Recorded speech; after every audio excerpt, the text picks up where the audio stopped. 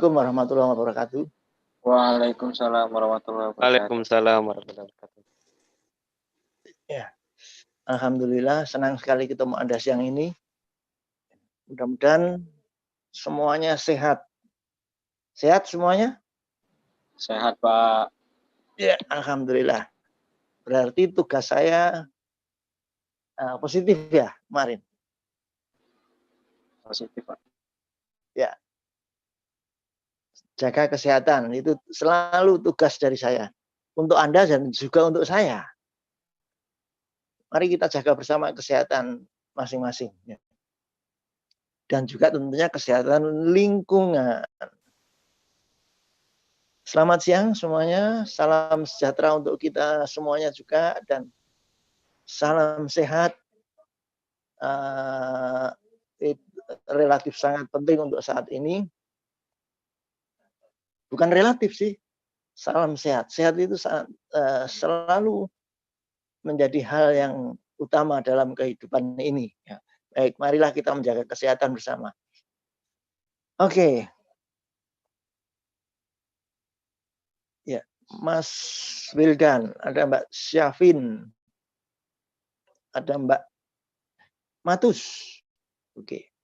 Ya, alhamdulillah. Mbak Syafin, posisi di mana, Mbak Syafin? Di rumah, Pak. Ya pasti dong. Di Banyuwangi saya. Begitu. Ya. Alhamdulillah, Banyuwangi. Ya, semuanya sehat. Salam untuk keluarga semuanya. Baik, kalau boleh tahu kemarin yang kita bicarakan apa? Terakhir.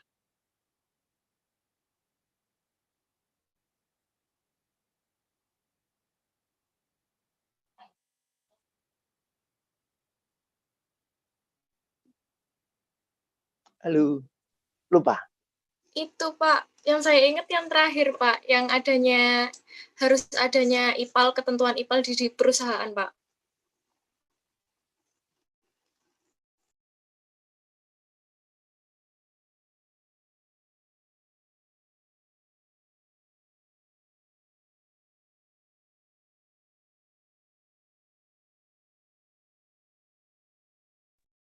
Alhamdulillah, hilang ya, putus gangguan jaringan. Ya. Baik, definisi sudah kita bicarakan kemarin. Halo? Iya, gimana Pak? Definisi minggu kemarin apa yang kita bicarakan? Ada yang ingat sampai di mana?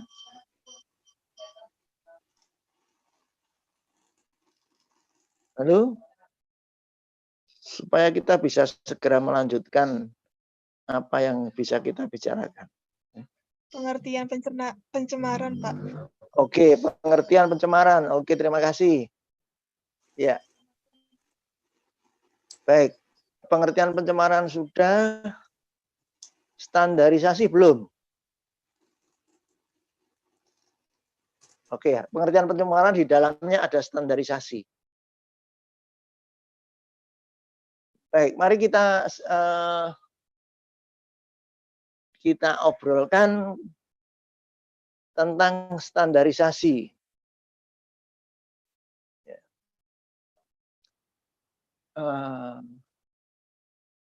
Kemarin sudah saya sampaikan belum? Begini. Baik, saya mulai aja biar tidak berlama-lama. Pencemaran perairan ya, oke. Katakanlah supaya tidak melebar kemana-mana, kita membatasi bicara masalah perairan umum, perairan alami, perairan umum. Kita ambil contoh sungai. Ya. Oke. Sungai itu menjadi tanggung jawab kita bersama. Maksudnya adalah sebenarnya menjadi tanggung jawab masyarakat sekitar, juga termasuk menjadi tanggung jawab pemerintah. pemerintah dalam hal pengelolaan sungai membentuk badan atau lembaga yang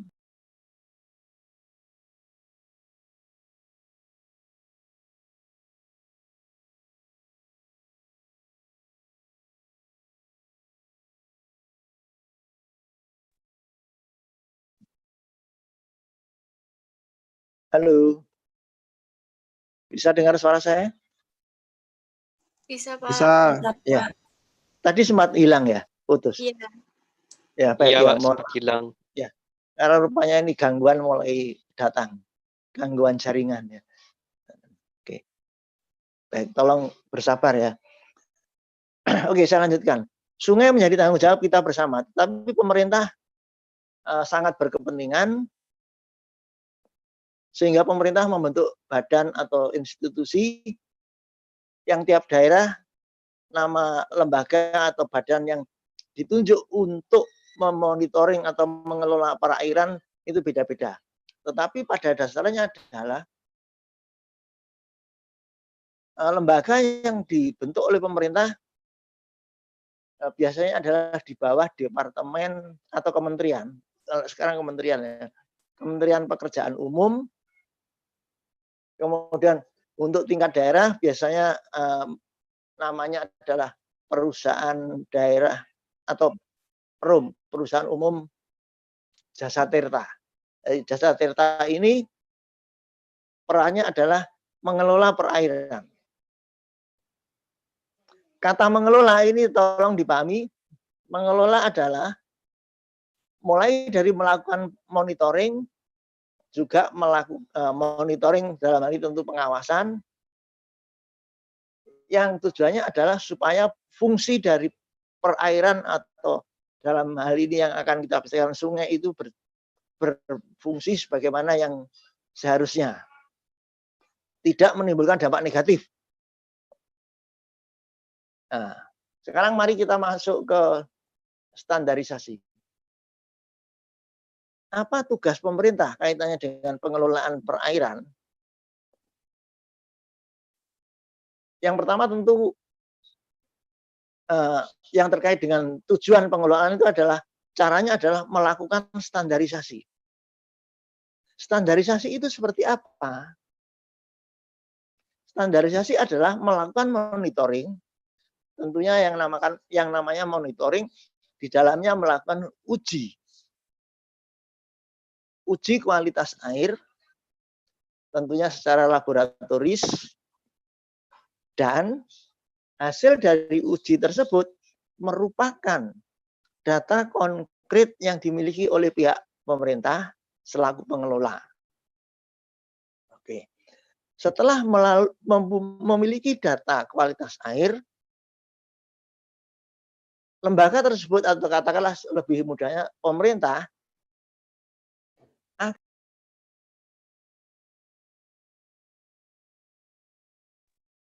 ya. Oke, nyambung? Halo? Iya, Pak. Ya, kalau suara saya hilang, tolong saya kalau suara saya tidak terdengar, tolong diingatkan ya. Iya, Pak. Oke. Jadi setelah pemerintah memiliki data, kemudian membandingkan dengan standar, katakanlah standar nasional, bagaimana kriteria perairan tersebut? Ya. Oke. Nah, ini menjadi pegangan pemerintah untuk memantau kualitas air perairan tersebut di waktu-waktu berikutnya. Saya coba pelan-pelan. Tolong, semoga saya berharap Anda bisa mengikuti apa yang saya sampaikan, rentetan pemikirannya. Simpelnya begini, pemerintah melakukan tes kualitas air. Pemerintah memiliki data kualitas air. Kemudian pemerintah membandingkan standar dengan standar yang ada. Apakah itu biasanya adalah standar nasional. Akhirnya didapat bahwa perairan tersebut standarnya seperti apa. Kan standarisasi itu macam-macam, ada tingkatnya. Ini masuk subur, masuk apa normal atau apa dan sebagainya. Oke. Katakanlah bahwa pemerintah sudah memiliki standar kualitas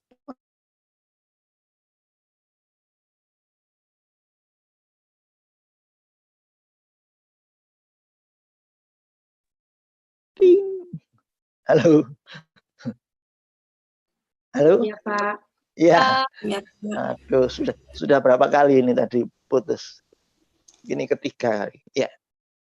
Mudah-mudahan tidak putus lagi ya. Kalau sering putus, sebenarnya sering putus itu nggak ada masalah. Banyak pengalaman. Oke, sampai lupa tadi sampai mana ya?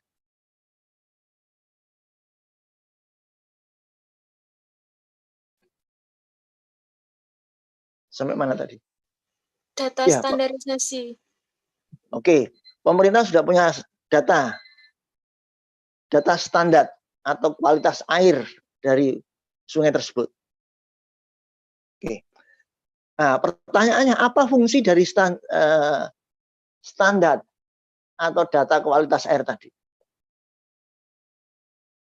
Kira-kira apa fungsinya?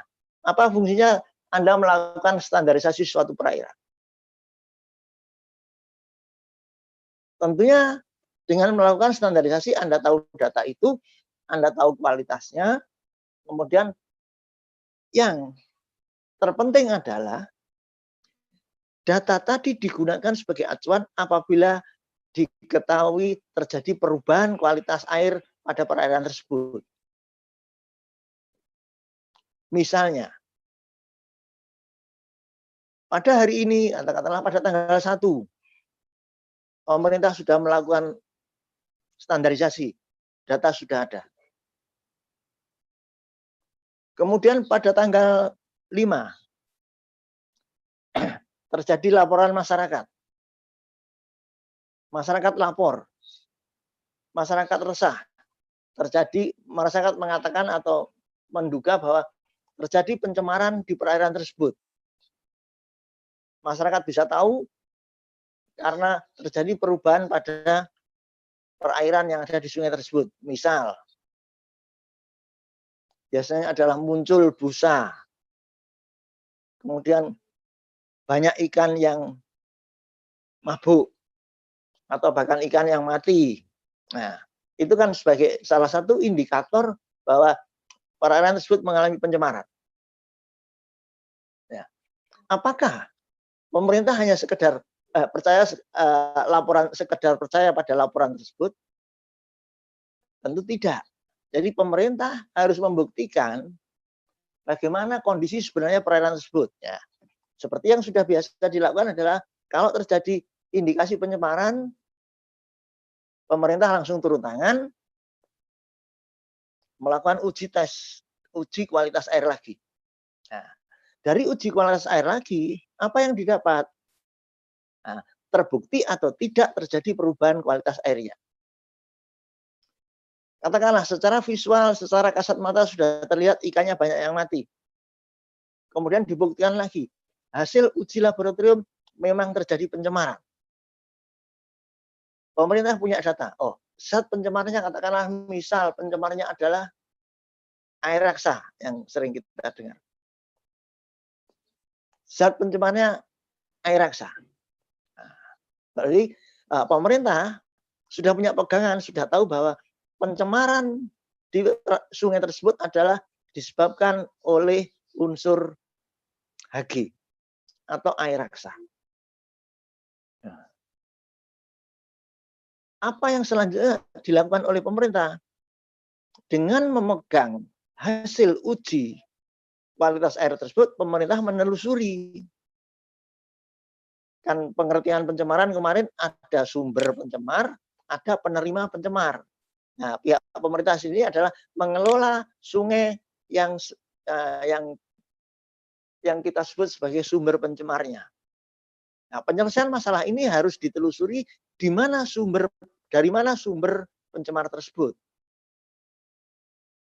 Ditelusuri dengan data yang didapat. Nah, kemudian katakanlah ketemu di daerah atas atau di daerah hulu ada perusahaan yang punya potensi sebagai penghasil limbah air raksa. Ya. Berarti perusahaan tersebut bisa kita jadikan sebagai tersangka. Ya, sebagai tersangka. Ini biasanya banyak dilakukan oleh aktivis lingkungan hidup yang punya LSM ya. Punya LSM, aktif di lingkungan hidup, biasanya melakukan pengamatan perairan, kemudian mencari sumber pencemarnya, dan setelah tahu unsur pencemarnya apa, dicari sumbernya dari mana. Katakanlah misal sudah ketemu, ada perusahaan A sebagai yang kita duga. Oke. Sebagai yang kita duga, perusahaan A adalah sumber pencemarnya. Seandainya saya ajak Anda berandai-andai, seandainya katakanlah Mas Ridho Muhammad Fikri, ya, oke, sebagai pimpinan perusahaan tersebut dan mendapat tuduhan bahwa perusahaan Mas Ridho adalah sumber pencemarnya, apa yang akan dilakukan Mas Ridho sebagai pemimpin perusahaan?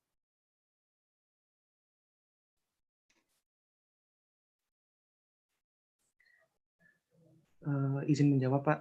Oh, monggo, silakan. Yang jelas yang bisa saya lakukan membandingkan data yang saya punya dengan data yang punya pemerintah, apakah tuduhan tersebut benar atau salah. Karena pasti dari perusahaan mempunyai data tersendiri, apakah limbah yang dibuang, apakah hasil pembuangan itu limbah atau sebenarnya sudah kita olah. Seperti itu, Pak, kurang lebih. Oke. Luar biasa, tepat sekali Mas Ridho. Itulah jawabannya, jawaban yang tepat. Ya, jadi tidak membabi buta. Begini, saya awali begini.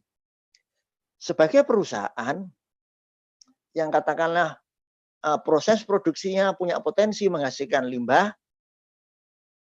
tentu syarat izinnya adalah harus mempunyai UPL atau unit pengolah limbah. Ya. Nah, tentunya perusahaan Mas Ridho yang sudah beroperasi sudah memenuhi persyaratan itu, sudah mempunyai unit pengolah limbah.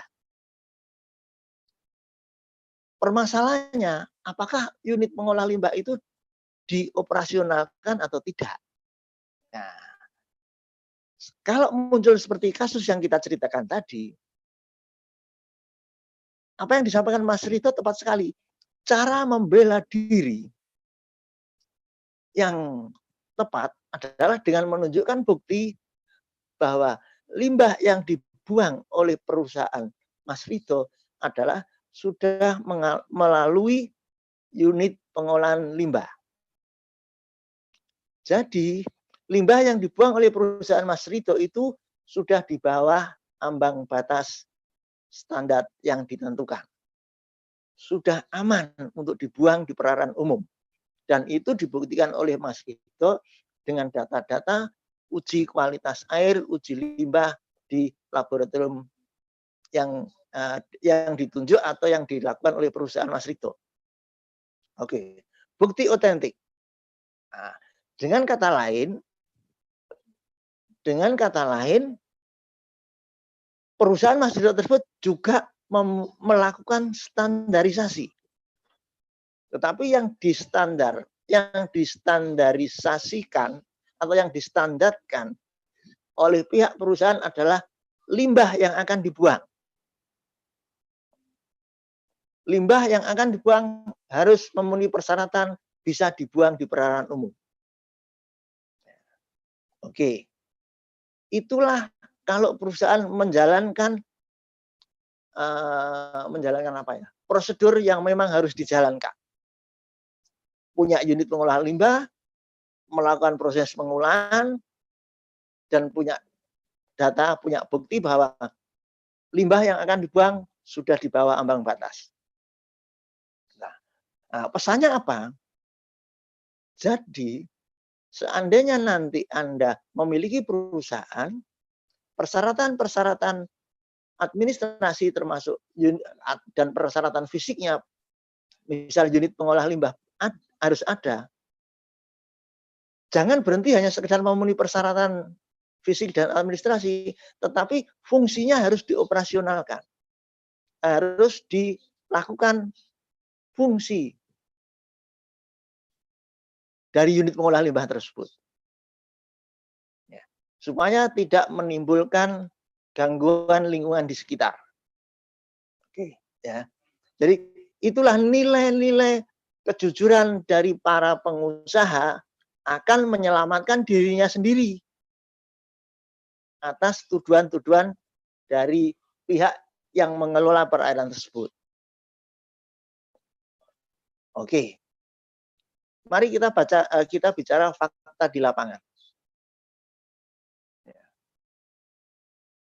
Pihak perusahaan yang memiliki unit pengolah limbah itu kan masih di bawah pengawasan pemerintah. Ya, betul nggak? Dari pihak pemerintah ada petugas yang ditunjuk untuk melakukan inspeksi atau pemeriksaan. Ya, dari lembaga dari Jasa Tirta atau bahkan bisa saja menunjuk LSM untuk memonitoring perusahaan apakah menjalankan standar operasional pengolahan limbah atau tidak. Nah, itu ada yang ditunjuk untuk mengawasi itu. Tetapi kita tahu, Mas Ridho juga tahu, Mbak Linda tahu, dan yang lain juga tahu, yang namanya pengusaha itu yang prinsipnya apa? Prinsip ekonomi adalah dengan modal yang sekecil-kecilnya berusaha mencari untung sebesar-besarnya. Prinsip inilah yang seringkali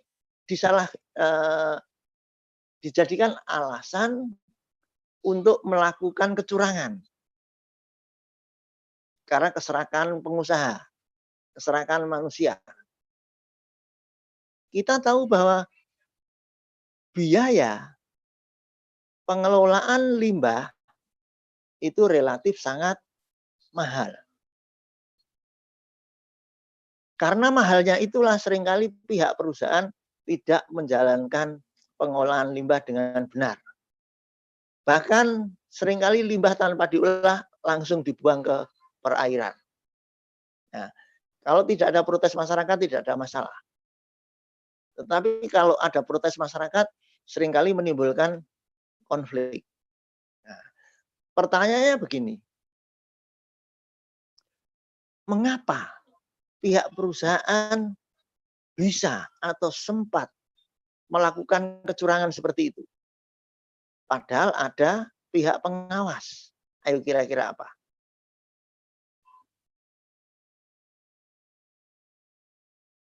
Silakan yang mau berpendapat. Apa Mas Ridho lagi sebagai pemimpin perusahaan tadi?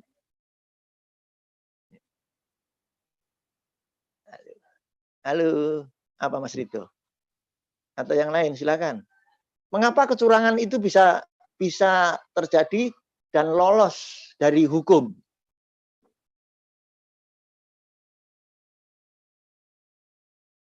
Halo.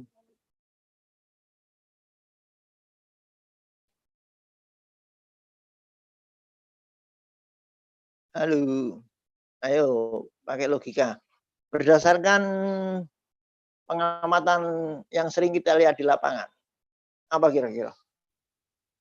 Yang menyebabkan kecurangan atau kenakalan itu lolos. Data yang dipalsukan, Pak. Data yang dipalsukan. Oke. Orang dalam, Pak. Orang dalam. Data yang dipalsukan. Orang dalam. Ya, oke. Mari kita bahas. Data yang dipalsukan bisa juga terjadi, bisa menyebabkan lolos. Orang dalam bisa juga menyebabkan, orang dalam itu maksudnya orang dalam mana? Halo?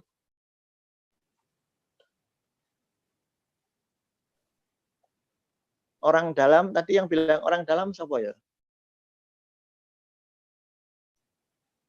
Maksudnya orang dalam yang mengoreksi data kita, Pak. Ya, oke. Berarti pemeriksa lah, katakan seperti itu ya. Oke? Oke. Gini ya. Jadi begini ya, mekanisme pengawasan itu ada. Mekanisme pengawasan itu ada. Nah, siapa yang ditugasi sebagai pengawas? Yang ditugasi sebagai pengawas adalah dalam tanda kutip pihak pengelola perairan umum, yaitu pemerintah. Oke. Kenakalan yang dilakukan oleh perusahaan adalah tidak melakukan pengolahan limbah, tetapi tetap bisa lolos, padahal ada pemeriksa yang datang. Mengapa hal itu bisa terjadi? Karena, ayo, ini,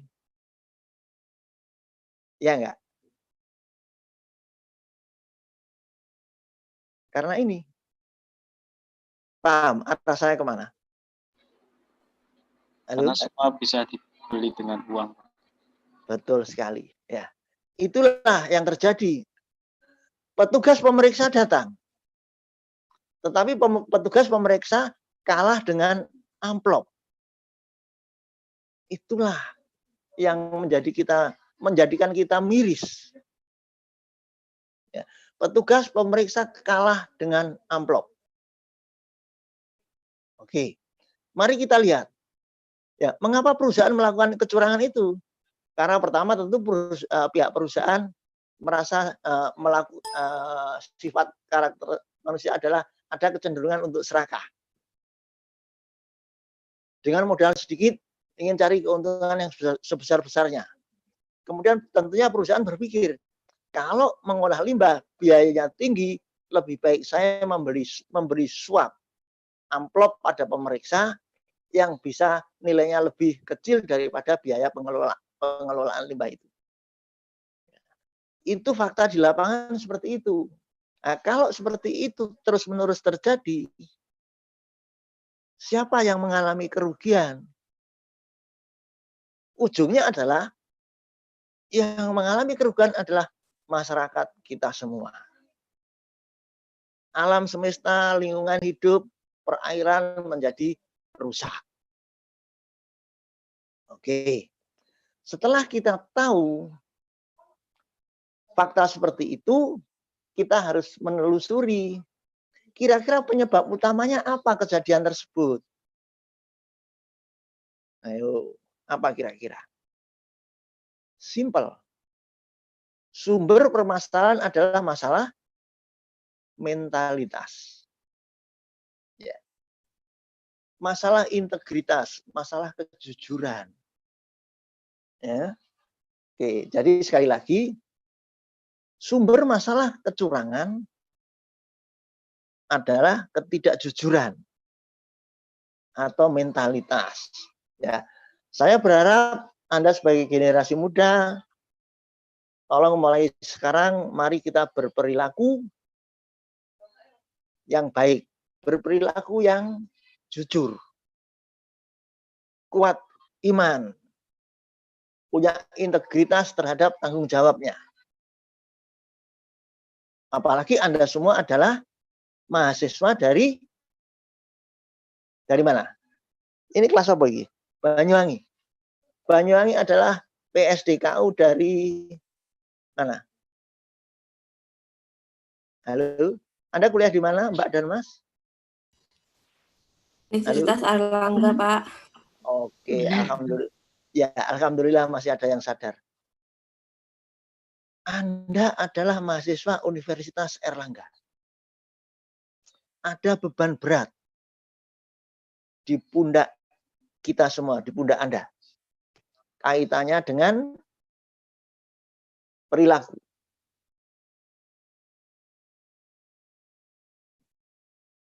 Anda tahu jargon Universitas Airlangga? Excellent. Excellent with morality. Ya. Excellent with morality. mudah diucapkan, sulit dipraktekkan. Tetapi yakinlah Anda semua bisa pelan-pelan. Mulai dari hal yang kecil sekalipun. Lakukan saat ini terus-menerus. Mulai dari diri sendiri, kemudian tularkan pada banyak orang. Ya. Contoh sederhana, jangan melakukan kebohongan sekecil apapun. Ya. Karena apa? Sekali Anda berbohong, yang pasti harus Anda lakukan berikutnya apa? Anda harus menutupi kebohongan itu dengan kebohongan yang lebih besar. Ya. Kalau itu Anda lakukan, saya jamin Anda tidak akan menemukan kedamaian dalam hidup ini. Ya. Jadi sekali lagi, marilah kita melatih pribadi kita untuk menjadi pribadi yang jujur. Ya. Jujur itu hebat. Ya, oke, itulah kira-kira. Baik, jadi sudah tuntas masalah standarisasi, pentingnya standarisasi. Standarisasi itu dilakukan oleh dua belah pihak, apakah itu pemerintah maupun pihak perusahaan ataupun pihak lain yang punya potensi untuk membuang limbah. Sehingga masing-masing punya acuan, punya data yang benar terkait dengan yang berhubungan dengan dirinya. Ya, kalau perusahaan punya data tentang limbahnya, kalau pemerintah punya data tentang perairan yang menerima limbah tersebut. Sehingga menghindarkan konflik. Ya. Seringkali kalau tidak bisa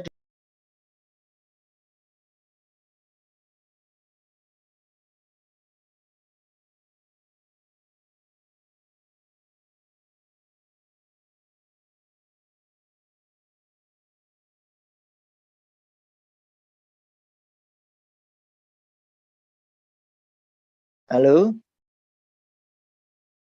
Iya, Pak. Iya, Pak. Ya, ini yang keempat ini ya. Aduh, baik, saya percepat saja.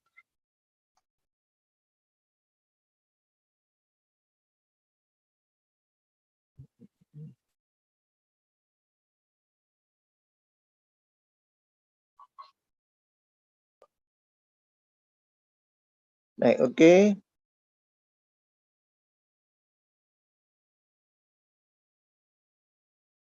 Ya. Ya, mari kita bicara. Halo, bisa dengar suara saya, Mbak dan Mas? Bisa, Pak. Bisa, Pak. Oke. Bisa kelihatan paparan yang saya tampilkan? Bisa, Pak. Bisa. Oke, baik. Ya. Sekarang mari kita bicara masalah persyaratan kualitatif tentang perairan. Nah, di situ bisa Anda baca, jaringan aliran air sangat luas. Tentu peredarannya melewati banyak tempat. Oke. Apalagi kita sadar bahwa air itu berperan sangat penting dalam kehidupan. Tentu harapannya jangan sampai mengganggu kehidupan organisme yang ada. Ya. Ada pertanyaan begini. Mengapa air itu menjadi penting dalam kehidupan ini? Katakanlah begini. Maksudnya bukan penting dalam penggunaan untuk air minum atau irigasi dan sebagainya, bukan. Mengapa air secara umum itu menjadi begitu penting untuk kita kelola dengan benar? Kaitannya dengan pencemaran. Kira-kira karena apa?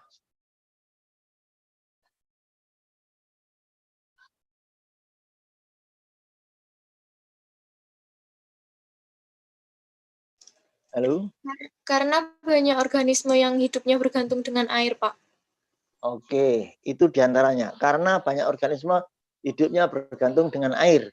sehingga kita perlu kelola dengan benar. Ya. Ada lagi yang lain yang menjadi pokok permasalahan, kita harus mengelola air dengan penuh kehati-hatian. Memang banyak organisme dan pasti itu karena air itu identik dengan kehidupan. Air itu sesuatu kebutuhan untuk hidup itu sendiri. Ya. Pertanyaannya, mengapa air itu perlu kita kelola? Ada pendapat? Silakan. Agar bisa dimanfaatkan secara baik. Agar bisa dimanfaatkan secara baik. Itu diantaranya. Belum masuk ke poin intinya. Apa kira-kira? Ayo. Nanti akhirnya Anda akan bilang, oh ternyata hanya itu, sederhana. Oke, ada lagi? Satu. Mengapa kita harus mengelola air dengan benar, dengan baik? Itu tadi kan fungsi air untuk ini, untuk macam-macam dan sebagainya. Ya. Karena apa? Baik, saya lanjutkan. Mari kita lanjutkan. Mengapa air itu perlu kita kelola dengan hati-hati, dengan benar? Karena apa? Coba lihat, apa karakter air atau sifat dari air? Ada yang tahu?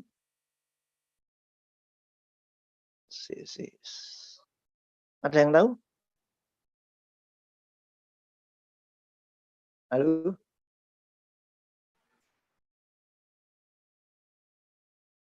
Apa sifat utama dari air? Secara kimiawi atau secara ini bisa dikatakan sifat air adalah sebagai ya. Sebagai Saya dengar. Pak. Ya, oke, baik. Ini suara siapa tadi ya? Kok lembut ini? Mas apa ini?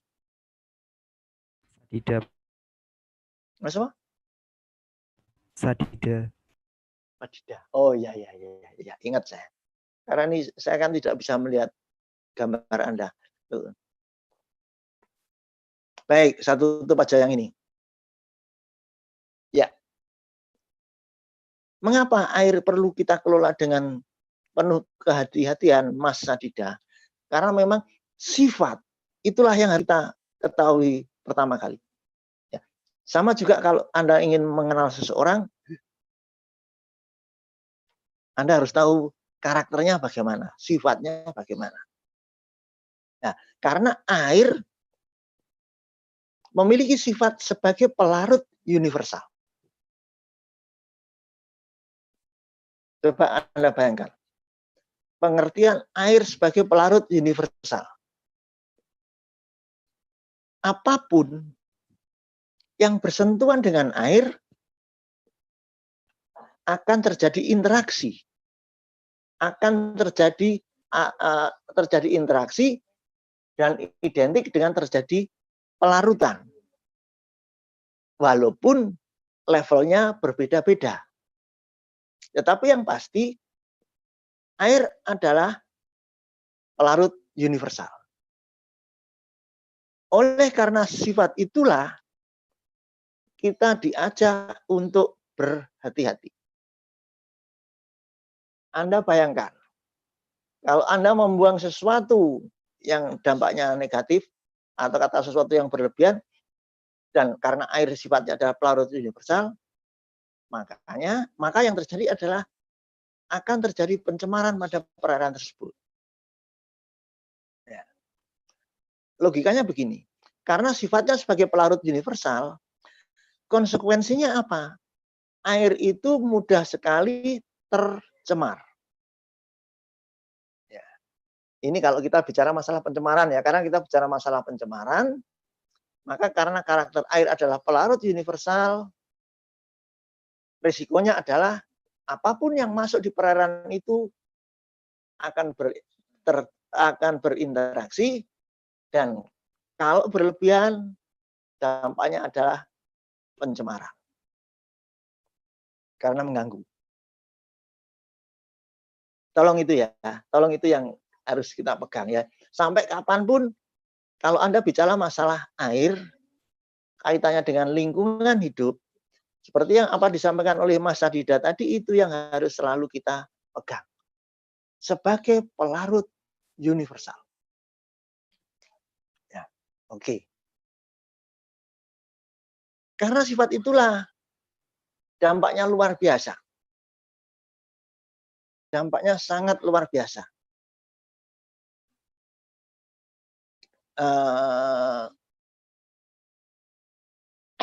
Karena sifat itu kita juga dianjurkan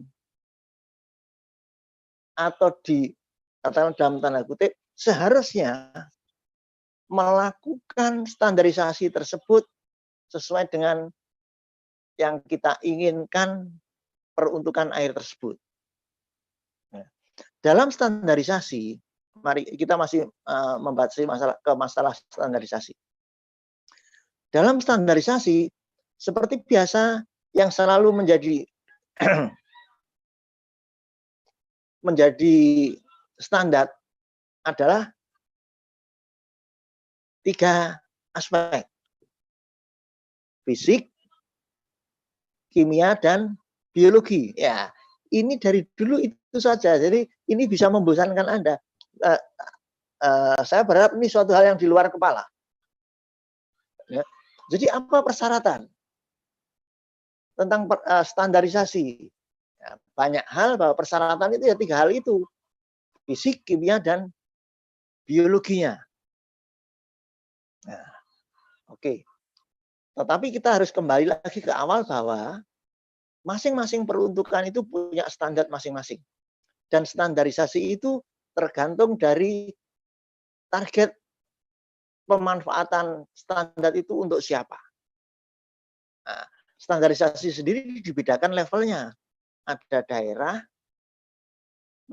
lokal atau daerah, kemudian ada nasional dan internasional. Ya. Tentunya semakin targetnya semakin tinggi, standar yang digunakan adalah standar yang levelnya tinggi juga. Apalagi kalau yang menjadi target keamanannya adalah, yang diamankan adalah kepentingan manusia atau kesehatan. Jadi standar, jelimetnya standar atau beratnya standar yang harus dipenuhi itu tergantung dari target kita untuk siapa standar itu. Ya. Nah, tentu Anda beda ya. Kalau katakanlah misal membuat minuman untuk manusia sama minuman untuk hewan, standarnya beda. Ya, lebih jelimet mana, lebih ketat mana standarnya antara hewan dan manusia, tentu lebih ketat manusia. Nah, itu contoh yang paling sederhana untuk membedakan itu. Baik, standar apa yang harus dilakukan ya? Fisik, kimia, biologi tadi. Nah, untuk mempercepat waktu ya, karena waktunya dibatasi. Ini kurang sedikit. Fisika ya, bisa Anda baca di PPT atau PDF. Fisika yang biasanya menjadi standar adalah unsur kekeruan atau faktor kekeruan dan suhu. Kemudian ada warna, bau, rasa. Kalau warna, bau, rasa itu biasanya kaitannya dengan produk makanan, apakah itu makanan untuk manusia ataupun untuk hewan. Maksud saya begini, contohnya begini. Kalau di fisika Anda harus tahu kekeruannya seperti apa, suhunya seperti apa. Tidak hanya sekedar tahu angka itu saja, tetapi yang perlu Anda kaji apa? Suhu maupun kekeruan itu dipengaruhi oleh apa? Disebabkan oleh apa?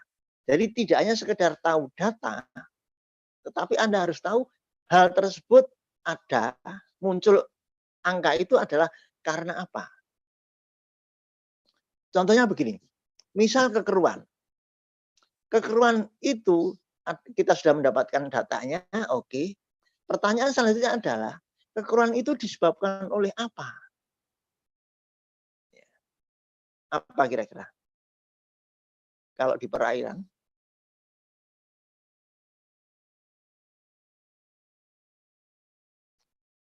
Halo? Kekeruan itu disebabkan oleh zat-zat yang terlarut atau yang tersuspensi.